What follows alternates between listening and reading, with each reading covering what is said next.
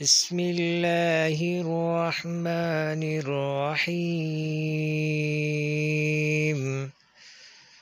الرحمن علم القرآن، خلق الإنسان علمه البيان.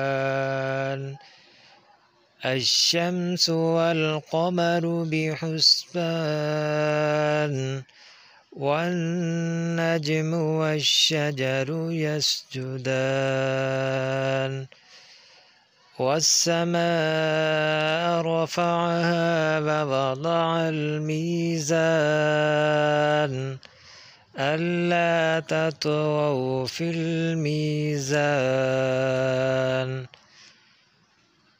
وأقيموا الوزن بالقسط ولا تخسروا الميزان.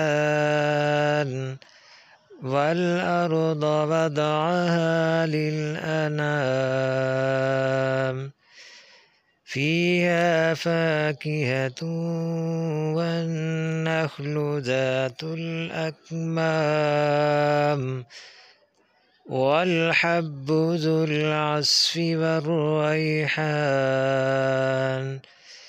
فبأي آلاء ربكما تكذبان؟